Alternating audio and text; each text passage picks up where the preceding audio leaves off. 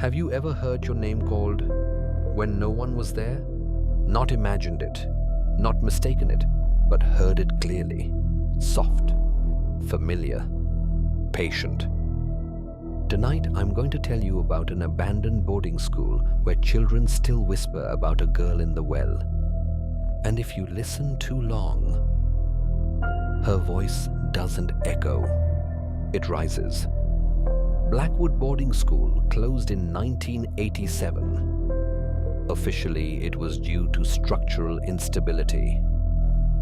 Unofficially, parents had begun pulling their children out one by one because students were reporting the same thing. A voice calling them by name from the old stone well behind the dormitory.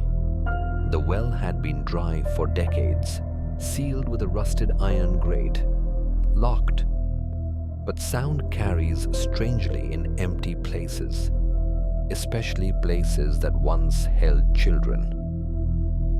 They said the girl had fallen, that she had gone missing during winter term, that her name had been written in the attendance register one morning and crossed out the next. But if you searched old records, you wouldn't find a full report. Just a photograph from episode 1. A missing student, second row, dark braids, serious eyes. Her name had been Miriam Vale. And after she disappeared, the well began speaking. The children who remained developed a rule: never stand near the well after sunset. And if you hear your name, do not answer, because the longer you listen, the closer she sounds. At first, it's distant, as if called from the bottom of a tunnel, then clearer, then just behind you, then right beside your ear. I wasn't a student there, I was a documentarian. Years after the school closed, I went there to film a short segment about urban legends. I didn't believe in ghost stories, but abandoned buildings have a weight to them, and Blackwood felt heavy. The well sat in the courtyard, surrounded by brittle weeds and cracked pavement.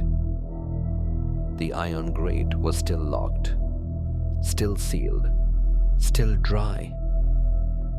I placed a microphone near it, for atmosphere, for authenticity. That's when I heard it, faint, almost playful. Daniel. I froze. No one else was there. Wind moved through broken windows, nothing more. Then again. Daniel. Closer. Clearer. It wasn't threatening. It sounded like a child trying to get my attention. I stepped closer to the well. I shouldn't have, but curiosity is a door horror always walks through. The moment I stood directly above it, the air changed, sound shifted. My name came again, but this time from inside the well, not echoing, not bouncing, rising. Daniel, come see. The voice was no longer distant. It was at the base of my spine, inside my thoughts. I knelt slowly. My hands gripped the cold iron grate. The darkness below was thick, but as my eyes adjusted, I saw movement, not water, not reflection. A shape, small, still, looking up. It was a child standing at the bottom of the dry well, unharmed, unafraid, and staring directly at me. The child looked familiar, too familiar. Same scar above the eyebrow, same crooked left front tooth, same nervous habit of pressing lips together. It was me, at 8 years old, wearing the sweater my mother used to dress me in. The child version of me tilted his head and smiled. "You took long enough." I stumbled back. The voice didn't echo anymore. It wasn't coming from below. It was behind me. I turned slowly. The courtyard was empty, except for a small figure standing near the dormitory steps. Dark braids, serious eyes. Miriam Vale? She wasn't wet. She wasn't decayed. She looked like she had simply been waiting. "You're not supposed to look," she said softly. Then she pointed toward the well. When I looked back inside, the child version of me was gone, but something else had replaced him. A chalk marking along the stone wall inside the shaft, an ancient symbol, the same jagged shape found in the distorted audio of the cursed phone call.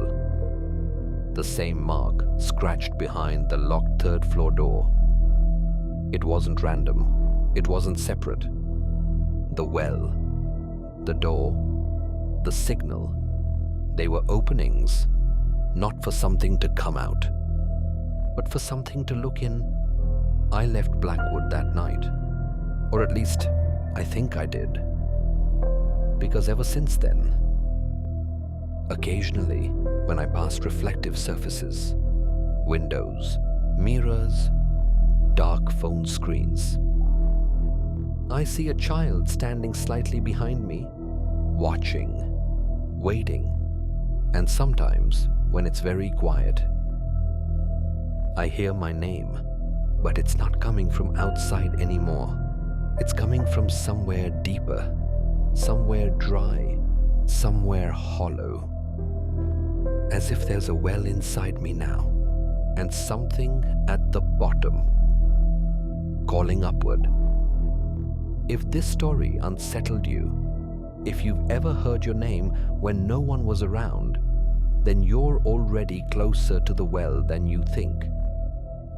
Subscribe so you don't miss the next chapter in this connected horror universe. Because in the next episode, we investigate why every missing child tied to these cases appears twice in old photographs, and why one of them might still be standing behind you. Before you leave, tell me in the comments, if you heard your name rising from a well, would you look inside, or would you walk away and hope it forgets you?